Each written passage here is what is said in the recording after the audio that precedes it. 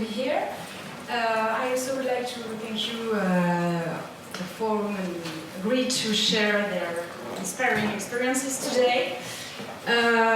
So maybe at first you could briefly introduce yourselves and tell us a bit about your stories, and then I will ask you a few questions about your profile and your experiences.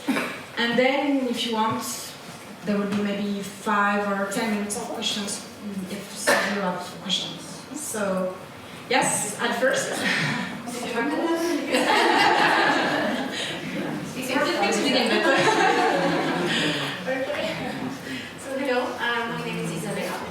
I am the owner and the designer behind babemos.com. We do crochet toys and we are a social enterprise. We employ about 100 women here in Istanbul. Those are all women coming from a little bit underprivileged backgrounds. Those are women who are stay-at-home mothers, who have no other opportunity to work for many reasons. Some because they like education, some because they have 2, 3 kids, young age, and childcare in Turkey is not something very easy, it's something very costly, so they don't have people to take care of their children so that they can work outside of their house. Some of them for cultural or maybe religious reasons will not be allowed to go and work outside of their home. So we provide them with flexible work opportunities. They can come to our workshop to get their supplies, to get their training, and so on, and they can work from their homes. And then come back, bring us what they've done, and then we will be paying them. There is a nice Turkish law which is allowing us to function in a very nice way and to give them a very fair income. We're growing slowly. We sell mostly abroad because those products are handmade and it takes a long time to do them, and the Turkish market is not very favorable to that kind of products, but we're very successful abroad. We sell in about 90 stores in Europe and in the US, and now we have a website and we have a web warehouse in the United States, and we're developing over there. It's been 2 years, I guess. Now we started also integrating Syrian refugee mothers into our group because we think that it's a big chunk of the population here, and they are the most disadvantaged because of their language barriers and because of the fact that they are really, out of their homes and out of their country, and it's very difficult for them to find work opportunities in Turkey. And this is a very nice way to actually help them to integrate. Past the fact that they're making a living, and they're making an additional income, which for most of them provides enough money to pay for food for a family of 4. The fact that they're mingling and mixing with Turkish families and with Turkish women allows them to have opportunities to integrate into the Turkish society better. Okay, I'm Zeynep, and I'm Turkish, and I work as the head of communications for a private school, and what I do professionally has nearly nothing to do with what I do as a volunteer, and I've been volunteering with the Syrian community for the past 3 years. I think all of us here have known each other for the past 3 or 4 years. And I work with many community initiatives. I don't work with big NGOs. And sometimes we do things with them. But I prefer community centers that are local and small, and I believe in community initiatives that are centered on neighborhood relationships. And one of the places that I volunteer for is the Women to Women Refugee Kitchen, and we have a stand in the stands over there. And I'm going to talk about the kitchen and other initiatives. That's it. Thank you. Hi, my name is Shahla Raza. I come from India, and I run the Yusra Community Center here. We also have a table there. So after you're done, you can go and look at some of the things that we are making. The community center started in 2016, and it started as a safe space and an information hub for the Syrian refugee community that was living in the Pati neighborhood. When we first started, it was mainly meant as a,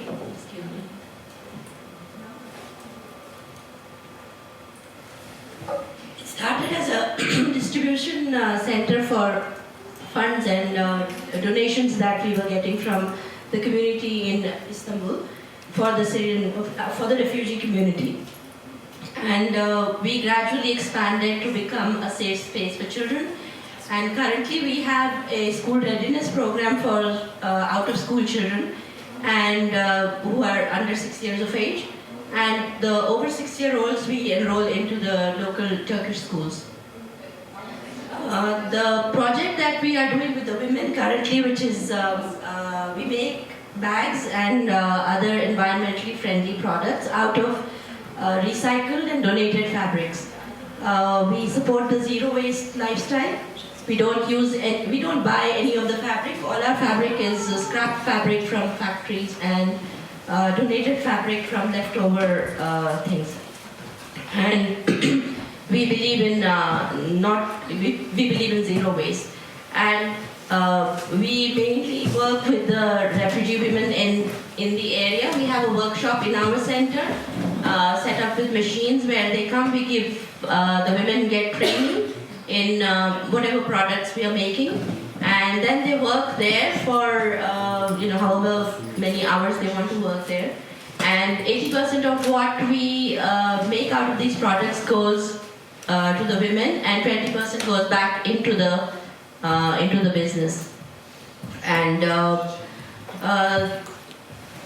so that at the moment, this project only started 3 months ago, and we've only been doing this 3 months for the last 3 months. Before this, we tried a few other things that we wanted to do to support livelihood options for the women, but it was a lot of hit and miss because there were we tried home cooking, for example, and that required a lot of hygiene problems and space, and it just wasn't feasible and sustainable. And so we abandoned that project. This project is extremely convenient, and it works on the available time that the women have and when they can come and work. And also because we also have a child care facility there, the women, it's easier for the women to bring their children there, drop them off, and then continue with the work. One of my little ones is here, and she's listening to me. And that's what we are currently doing, and we've only been working 3 months, and hopefully we'll be able to expand a little bit and a little slowly and include many more women, because currently we work with only a very small group of women, but we've had a lot of interest from the community, and a lot of women want to join the project. Unfortunately, we don't have the space, and we don't have the machines either to include many women. So we've also started a lot of stuff that the women can make at home, like the gratunettes and the tawashis. And so they work on that at home, and then they just bring it and we sell it for them in various markets. It's online, and we also go for these bazaars and things wherever we can. But it's only been 3 months, so I'm not able to judge how much progress we've made so far. But yeah, there's lots of things I can talk about later when we open up for discussion. Thank you. Hi everyone, my name is Sandrine. I feel very humble because our kind of business is kind of different. I'm very admirative to everything you have been set up, and also the fact, like Zeynep was mentioning, it's been 3-4 years that we know each other, and we really see like it's slow. It's really taking time before we find a place where we have to be and how to sell and motivate the woman and so on. So congratulations. So I'm the co-founder of Jana, with Olga being the other co-founder. We set up Jana about three years ago because we we had a grant from the US Embassy, and the grant was aimed at entrepreneurship of refugees. And then when we look at entrepreneurship of refugees, we saw there was a limited number of people who had really this startup, high-level skills to build something which is really innovative. But on the other side, there were like a lot of women who needed some support to develop some occupation. And so we said, okay, this is really what we want to do. We want to support women coming from disadvantaged areas. Mainly we work with Syrian refugees, but we also work, among others, with Bebemos, with Turkish women. We want to help them to develop their business in a financial, sustainable way, being alone or collectively. So what we do, we are contacting all these wonderful people and we say, how can we help you? And little by little, with the experience, we develop some products that are, working good. For example, now with Yusra, it's been 2 years we have done a program on financial literacy, developing some workshop about finance, about discussing about money, about savings, which is important because they don't always have the habit of savings. But that means that when something happens, they don't have the money to catch up with that. But we've seen that sometimes it was really difficult. So for example, we work with Bebemos, and the idea is that everything they receive from Bebemos, a part will go for them, a part will go for savings. Now what we realized also working with Bebemos, among others, is that for some of the women, the notion of working was very difficult. Of course they want to work, they want to have a high salary and so on, but the notion of commitment on the other side of what it will require to get to somewhere is taking some time. So that's why with Yusra we start recently kind of every 2 weeks kind of discussion about what is work, how come that I'm working, I get 10 TL, but you sell these toys at 30 TL in the shop, or how come that person who is doing maybe the design of the product is getting more money than me who is doing it. So we're starting to discuss all of these things. Together with Olga as well, she developed a program called Business Mindset, which is really about how do we work together. Most of them, they prefer to work from home. They don't really want, because also it's not their natural community. They've been coming from different regions in Syria, and so of course some of them know each other, most of them, they don't know each other. So they're not especially friends, maybe they're getting to get friends, but so they prefer to work alone. So what does it take to work together, to give constructive feedback, to take feedback? So we're doing this. So we've had a project in Gaziantep as well, to support 15 women to set up the business. It's we had business like organic cosmetic, we had a fitness center only for women, we had a chocolate house, different kind of thing, a tourism agency, different things. And now we are starting a 2-year project, which is funded by the European Union through the World Bank, administered by the World Bank. We have to use official name. And this project will, the aim is that by December 2020, 85 women will have a job enabling them to earn a living in the food sector in Istanbul. So it's quite an aggressive target, an aggressive challenge. So we are currently reaching out the women, trying to find them in different regions of Istanbul. Then we're going to start developing business. So that means that the women will not especially be cooking, but they might be having the contact with the farmers for the supply of the product. They might be doing the marketing, they might be doing the sales. We hope we can set up some kind of kindergarten, because this is really an issue.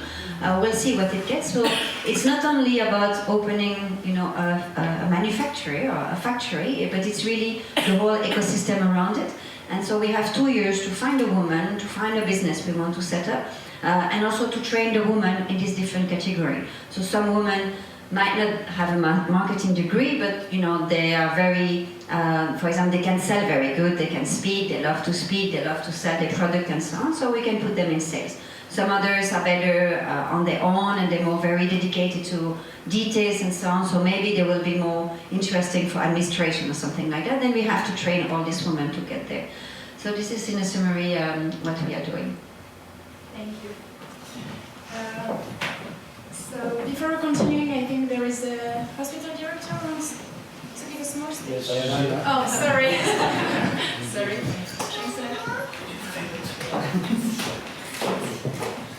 Welcome to our hospital. Today is very important for the women, all of the world women.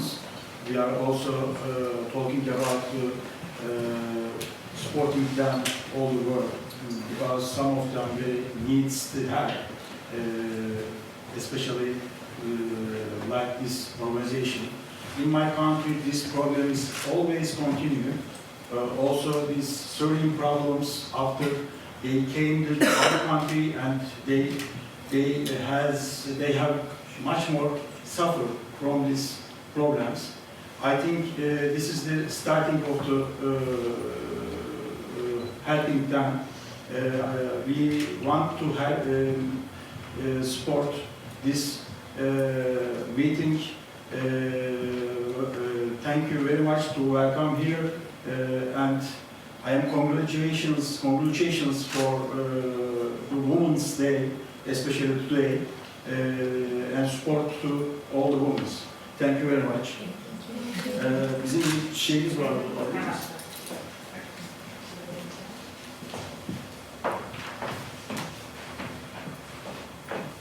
And patience, a beautiful bouquet of flowers will come out and will carry them. Natasha, s'il vous plaît, comme responsable, for all the women.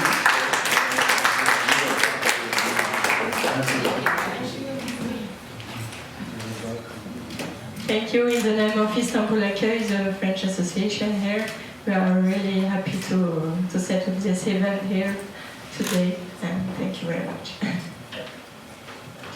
Thank you. So, my first question is about the main challenges you faced working with women. Sandrine, you just talked a little about it before. You all work with women, and I think it's a special community, so there are special challenges. So, what were the main challenges you faced working with women? And also, what kind of message do you want to communicate them? Well, for us, the main challenges are that we're working with a group of women who are left out of the workforce. So they do not have this mindset of a worker. They do not know what commitment means. We're not doing charity, none of us is doing charity. And it's something very, very important that they work hard, and they get paid for their work.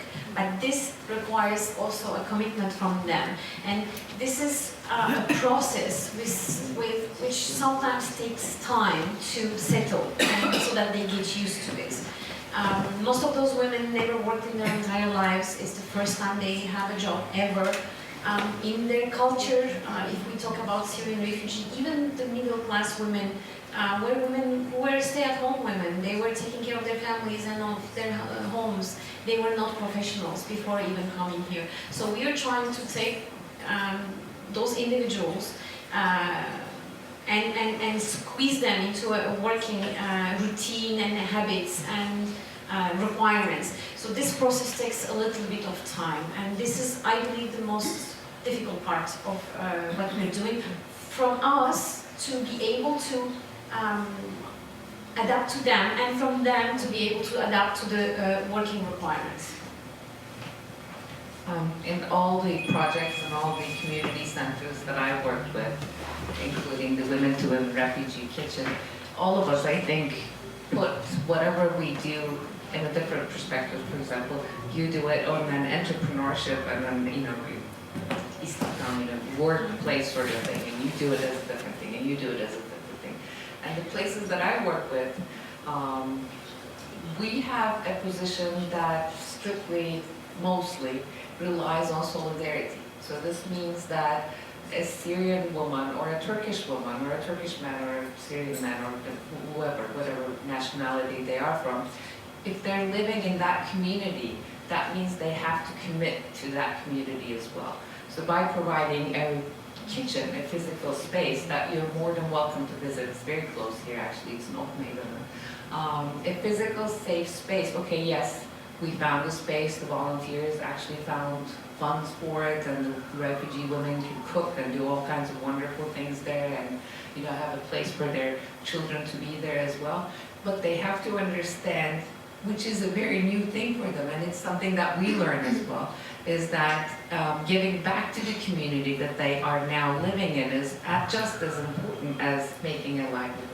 And making them understand that is also very difficult because they're having a very hard time here. And they're still living in very bad conditions.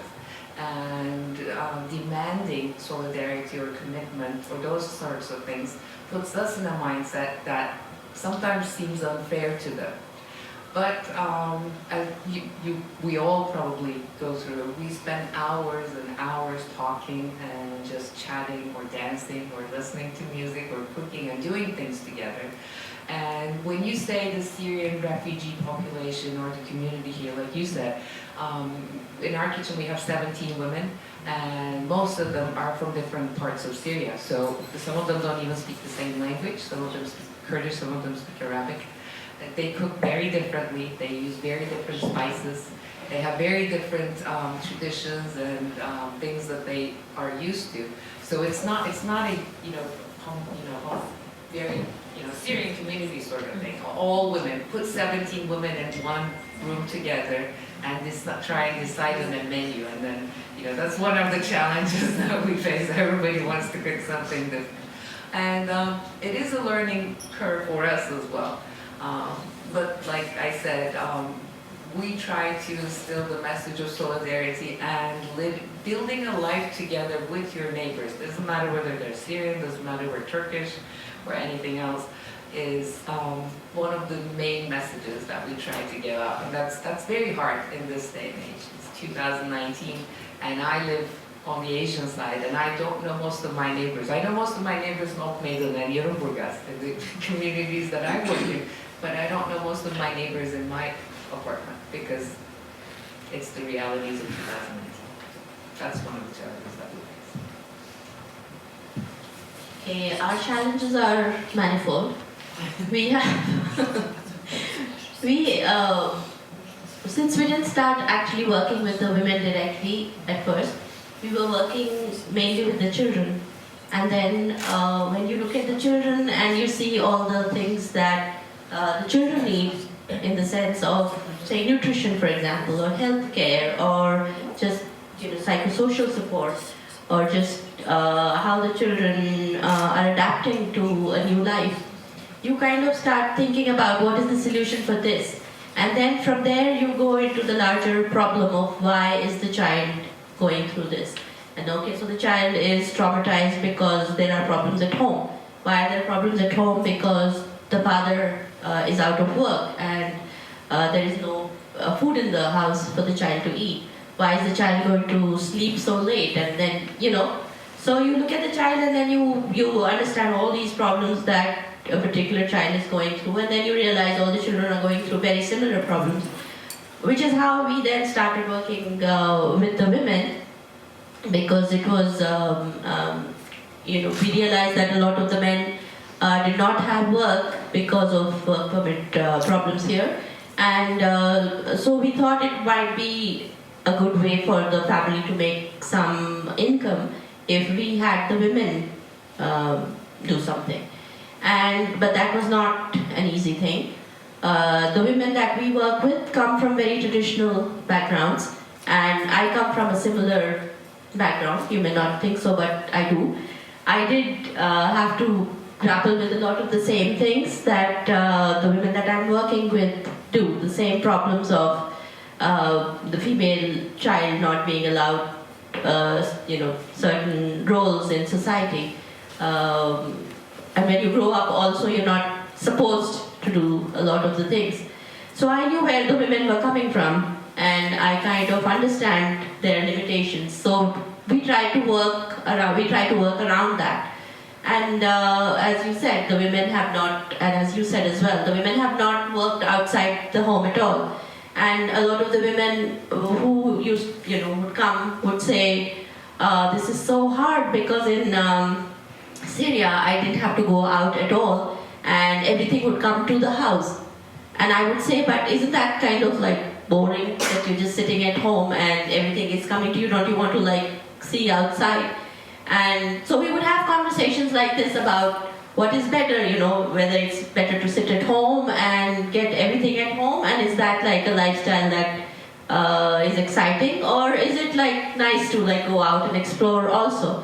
So we try to find a middle ground for things, and we also thought of this option of giving the women work that they could do at home, which we do for a lot of the women who are not able to come to the center. We do have options of them working at home, but we also realized that coming to the center gave them a sense of community, and it gave them a sense of solidarity with other women, and it helped them make a network among themselves and among the women who the volunteers who work there, and they saw a lot of other cultures and other women from other backgrounds, and having discussions with among themselves and with the women volunteers, it gave them, it gives us all fresh ideas. And not just the refugee women, the Syrian women, but all of us. And it gives us like a lot of fresh ideas on how to look at the world. And also one of the challenges that we face constantly is that because of the gender relations, and as I said, they come from traditional backgrounds where the roles are very, very strictly divided between the man and the woman. And the women are not supposed to go out, not supposed to work, not supposed to bring any money. And if they do, then whoever, the money belongs to the man. And even if the woman is earning it, it has to go to the man. And she's not allowed any say on how the money is to be spent.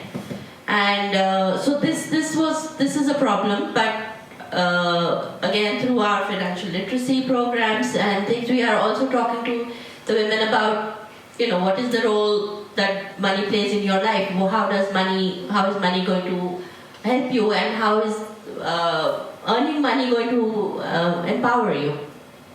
And I read something that I really liked, which was charity is when you feed a woman a fish and she gets to eat for a day.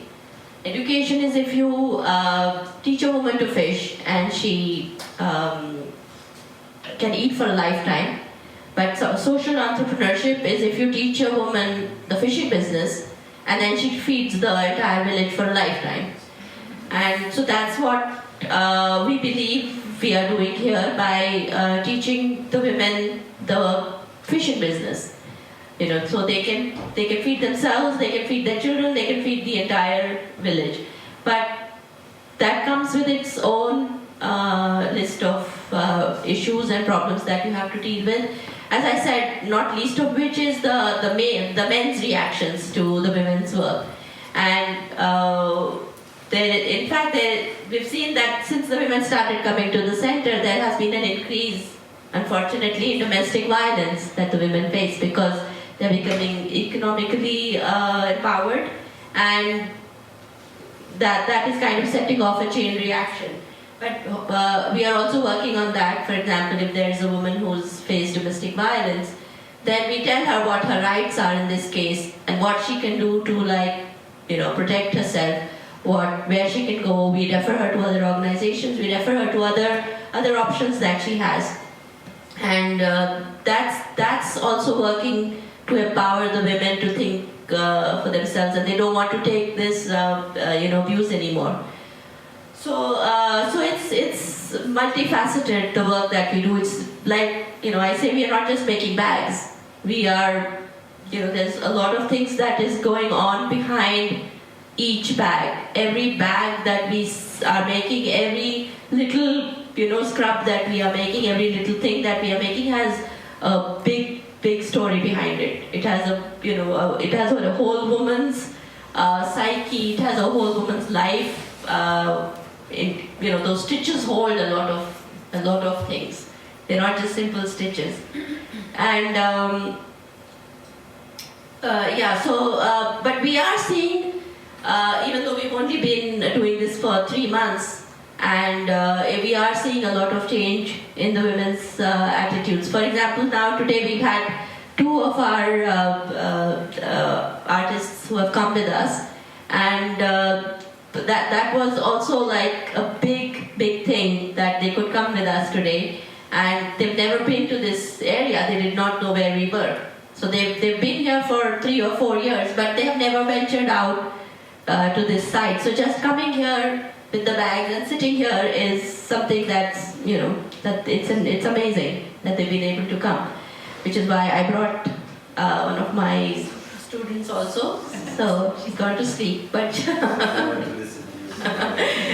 yeah, so she's, that's what she does in class. When I start speaking, she goes to sleep.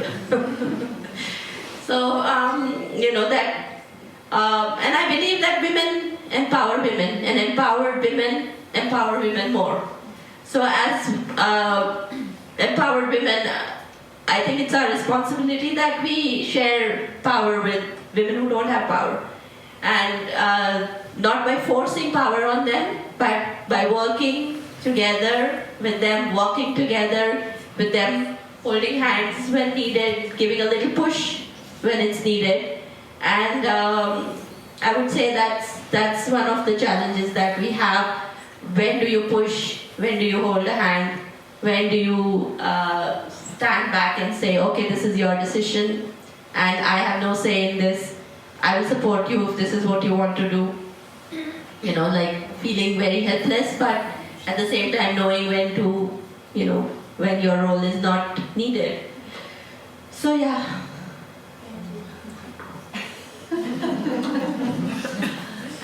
Maybe I just want to come back on two things you just said.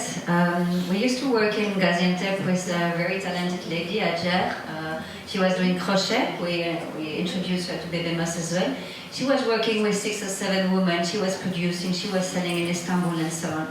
But there was an issue. When we were discussing about finance, you could see that she didn't know. I was asking how many raw materials do you buy, I'm not sure, and so on. And after a while, we realized that actually she didn't have any say on the money. So whatever she was selling, she was giving the husband, and when she was saying, okay, I need some tissue, the husband was going to fetch the tissue. So what you said about really learning them the business, this is important. This is what makes the difference. This is what makes them powerful. Because if it's just to work at home, receiving some order and then giving it back, it's good, of course, but it's not enough. What we saw also, for example, we started all 3-4 years ago, and at that moment it was very difficult for a woman to go out because the husband didn't want. When we went to Gaziantep, we interviewed, at least we spoke 125 women, I think, and most of the women, what they were saying is that, of course, our husband do not want us to go out, but we need the money now. And they've seen that Turkish women are going out and so on, so they feel more comfortable letting us go. The problem that I'm seeing is that this woman will start to become more financially independent, more, even not financially, but even more self-confident. And then what we saw, for example, in Gaziantep, is that you have an increase in the divorce rate. So not domestic violence, we didn't have that, but more the divorce. And so the husband knows that, and so they're pulling back. So I think it's very important. It's also when we speak about gender equality and the Woman Day and so on, it's very important to involve the men in the process as well. So for example, we have this new project, and we make sure, we want to interview the men of the family before the women engage in the project, but it's also an intention to have every quarter a meeting with the men of the family, and also, with the teyze and the stepmother and so on. Mother-in-law, sorry. Because they're very important, and maybe some of you, you've been working and you know that sometimes you're coming back late and your mother-in-law is coming and saying, oh, your children, they only receive petit food and not real food, and you feel guilty because you go working. You know that? Yeah, okay, so you do that time hundreds of thousands for them, so they really need the family to support them. So it's really important that not only we work on the woman, but we also work on the family, which for us it makes, again, something else that we have to do. The other things I wanted also, when you were saying people were coming here, what I realized recently, I know that for most of the women, transportation is an issue. I cannot ask them if they are in Sultan Beyli to go fetch some raw materials in Kapala Sharche, because it's too far away. But recently I was at Yusra, and we were discussing about the potential project of Ekip, and then I was saying, okay, but if you have so many women, maybe we can have a training center in Eminönü. And Eminönü to Yusra is about 2 kilometers, I think. And they said, so far. And then I was like, really, not shocked, because you think, I mean, relearning. So we said, okay, this is this. And then I realized, I think, for most of the women, they were really living in the villages with all the relatives that they knew from 100 or 200 years, and the community was very strong. It's not especially the distance. It's not to go to Capella Chercheur or to go to Eminono. It's to go to a place that they don't know. It's to face, you know, I'm not going to say they are shy, but it's to make a step outside of the comfort zone, and it has been already very hard for them to come all the way through there. So it's very interesting to keep speaking with them and learning from them, and to see, I mean, how do we address this kind of challenge? I would like to talk about you a little, because you all are four inspiring women. Could you tell us what were the main advantages? Shahla, you said women empower women. So what are the main advantages of being a woman, social female entrepreneur and woman working with women for you? Advantages. Yes. I think that has to be. I think there are a lot of difficulties being, of course, a female entrepreneur, but you know, I think you also, by saying that women empower women, that it's easier maybe for you or not, working with women. You also say, Sandrine, that you have to deal with the husband and with all the men of the family. Is it a difficulty or not? Or, I mean, yeah, you being a woman, a social entrepreneur. I'll lead the way. Thank you. It's not very inspiring. One of the things that I always say in these talks and in these round tables that, you know, we a lot of us go to is that I think we were somehow pushed into this. I think none of us had in mind what was going to happen when we started volunteering, or when we started General, or when we came to Yusra. Yusra wasn't even there, I remember. And I've known her for a long time because of personal friendships and stuff. But I think it's a part of being it's not a part of being a good person, but doing the right thing. So it's not a matter of being a woman and trying to empower women around you, or for me, I'm speaking personally, but it is a matter of doing the right thing. That if I belong to this community, and I've been living in Istanbul for the past, I don't know, 20 years, but I lived in the States all my life and stuff before that. If I know that I'm in this community as a woman, and I know, you know, I probably didn't suffer like you did, because I had a middle class background and stuff. And I think it's a part of proving that you belong to this community. And I know as expats, maybe you are in a different boat, but as a woman, I know that a lot of the women that I work with have faced horrible things. And I faced maybe just a tiny bit of it all my life. And they have suffered death, they have suffered migration, they still suffer from discrimination. And as a woman, you're already discriminated against. And you know, even if I work for a big, you know, school, and I have a nice job and everything, every day, as I was coming here in the metro bus today, you know, things happen to you. So you have a way of understanding, or, you know, sharing the same conversation with them in a way. But I cannot ever say that I understand what they have gone through, or I can never tell them that I know I understand you. I can never say that, because, but all I can do is, like you said, you walk next to them and say, okay, it's 2019, we're in Shishdik, and we're gonna cook together. So you find a common path for you as a woman with a woman. And involving men is also, you know, important as well. And not rocking the boat on that dynamic is also very important, because you can expect, like, I can say, okay, ladies, we have a order for 8 p.m. on Friday. Who's gonna deliver it? And they can look at me like, 8 p.m.? Who goes out at 8 p.m. without their husbands? And it's very normal for me, but it's not normal for you. So it's a different understanding for us as well. Your expectations of what you're volunteering for, what you're working for, has to adapt to their realities of life. So, is that a little bit of an answer or not? The advantage, I believe, is because they're women and because we can, at a tiny, tiny perspective, relate to what they're going through. We have maybe an advantage of being able to understand them a little bit better. Because I am a mom of 3. I know what it is having 3 kids running around and being difficult, and having my husband coming home saying, "Oh, there's no food at home." I can understand that. Exactly. It makes it better. But that's really it, I guess. Other advantages, I believe that all the women community, the advantage we have in general is that because we are mothers, and because we are educating those to come, we are educating the kids, we have the power to transmit something very important and to change the world. I believe that as a mother. So I do, they do, we all do.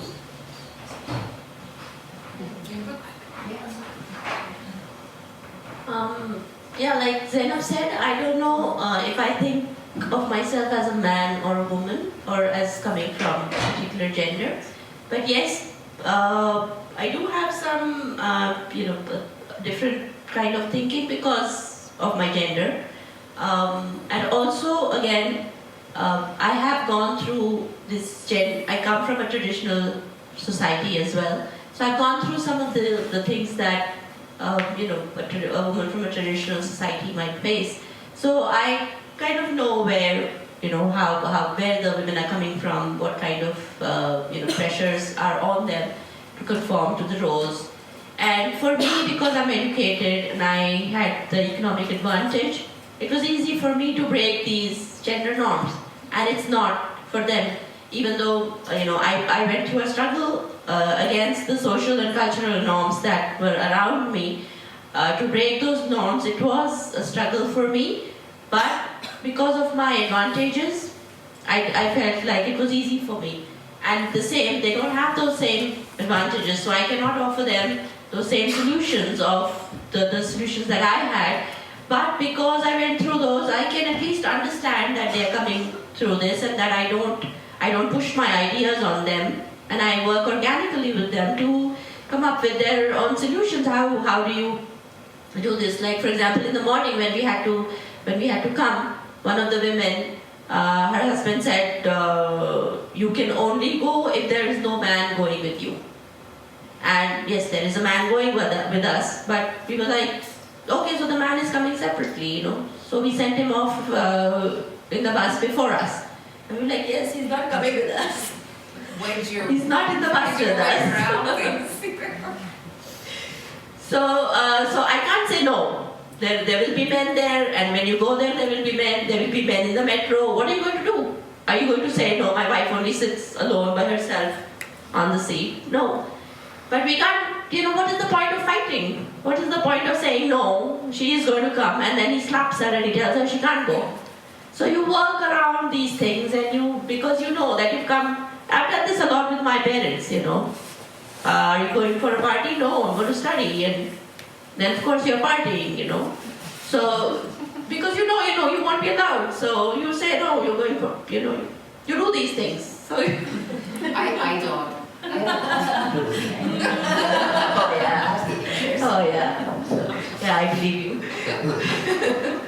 So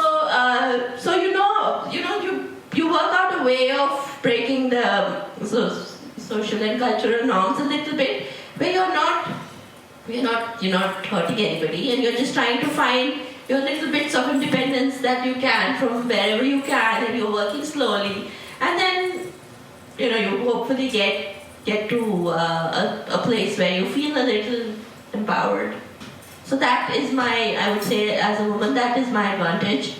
And in terms of the work that we do and the timings, and for example, childcare, I know that it's very important that the women have childcare if they're to be able to work do any kind of work, it's important that somebody is taking care of the child. And in the space that the women are in now, they don't have that family structure or that family group around them that can take care of the child. And I went through that. I did not, I was working as a filmmaker, and I used to carry my child with me when I would go to make my films.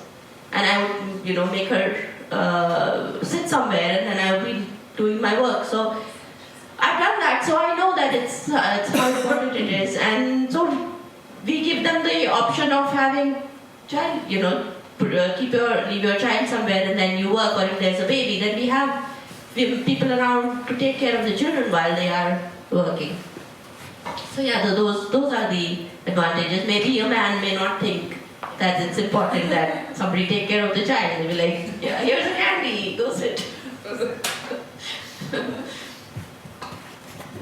I think the empathy, having been, not through there, but understanding the importance. I'm seeing Isa. I was asking where is Eva, because since I think the next day after she gave birth, Isa was busy with Eva, so everybody was not. It was very disturbing because everybody was playing with Eva instead of with listening to Isa. But so you understand, in terms of business and the constraint of having children, having husband, having family, you understand that at least. So you have more patience. When we were looking at some stage for mentor for Gaziantep, I was like thinking, if I have a man mentor, he will say, okay, you need to do this, the next week it's not done. Okay, if it's not done, what do you want me to do?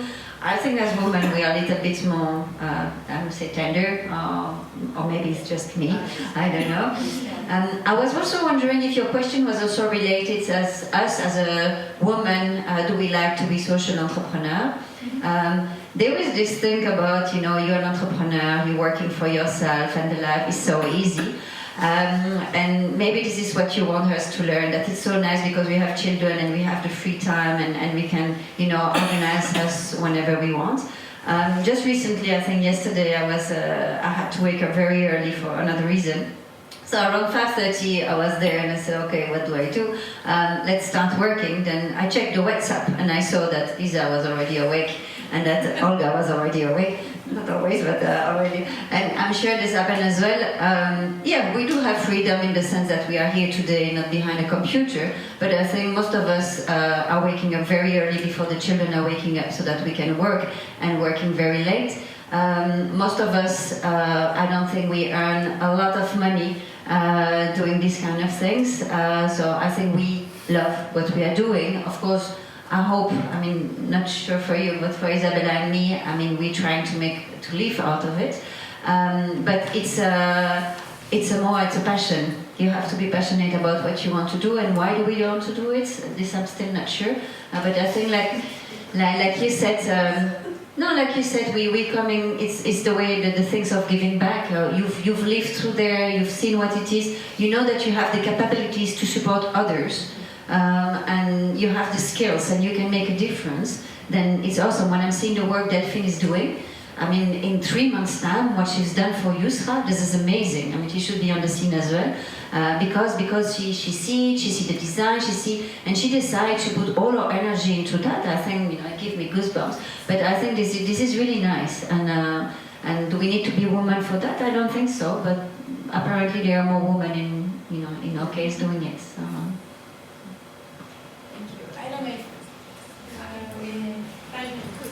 Okay, so I don't know, maybe some of you have questions? Don't be shy. No?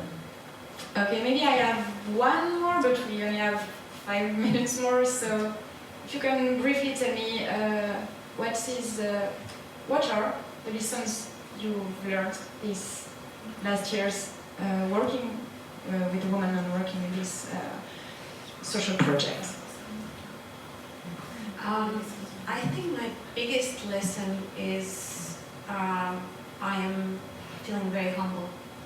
I'm feeling extremely humble, and I am feeling extremely grateful for what has been given to me. And we are maybe not in our busy lives, not always appreciating what we have, but when you have the reality of somebody who lost it or who doesn't have it, then you realize the value of all you have around you and the chance we have. And I'm very humble for the work and for the experiences and towards those people I'm working with. I think we all learn so many lessons every day. But it is a very personal and very tough question, so thank you. But not just last year, but ever since I've been volunteering for these causes, I've learned I'm the kind of person who deals with things by just trying to fix them. You face a problem and you fix it, and I usually can. But after working with several different communities, I've learned to embrace the fact that I can fail and there are things that I cannot fix. And embracing them allows me to actually keep working. That was, I think, the biggest lesson. My biggest lesson, I think, is that we all need to be in this together, and we cannot give up, and we have to, and it's only us, common, normal people, we are the ones who can make the difference. And we cannot leave the world to the governments or the people in charge. We can't just sit and say, okay, it's their job, they have to do it. No, it's everybody's job, we all have to do it. And it's only when we step forward. This was not my work, I'm a filmmaker. I was not a social entrepreneur, I was not, I was not involved in any of this before, but when I saw, I lived in India before coming here, and when I saw that there were things that needed my input or that I could do this, I was in a position to do something. I started a community center for migrant children in Bombay, which is the city that I come from. And I just thought, because before that I used to just sit and think, why isn't anybody doing anything about this? Why are the children on the roads? Why are they not in school? Why don't they have this? And then I said, but why am I not doing anything about this? And that was the question that I asked myself, and that was the lesson also I would say that I learned, is that this is a question we need to ask ourselves, why are we not doing anything about this? And so, that's the lesson, that we all need to be doing this and we all need to be in this. Thank you. It's difficult to come after that. For me also it was about it's been 4 or 5 years I'm busy with civil society, and where I understand that not everybody is thinking like me, and taking the time to listen to the people, but also have these preconceived ideas that we have. For example, in Gaziantep we are working with 2 or 3 ladies, they completely cover, they're completely covered. But then they're coming, you think, okay, maybe most of them uneducated, but sometimes they're coming and they have prepared everything, they have made the figures, not on Excel because they cannot use Excel, but on a piece of paper. And, for example, when I'm explaining them a balance sheet and I realize that for them left is right and right is left, and it's very confusing, and they absorb all of it, and they really want to do something out of it, and they're doing the homework, they're doing everything. I'm so motivated. Honestly, when I go to Yusra, I'm very excited every time, because every time I'm like, this is like, the fact last time, for example, that I realized that they don't want to work together, they want to work alone. This was really for me a haha, and this story between Balat and Emiliano, I was also surprised. And the fact that we can keep this opening of mind, and that we shouldn't have our ID saying this is the way it should be and they should just apply it because, this is the program, and that we should adapt ourselves to how they feel, how they can do, and this is very important. And this is also for me very enriching. That's why I like to come to this. Oh, that's beautiful. Thank you very much. I think it's okay. You're on time. Thank you again.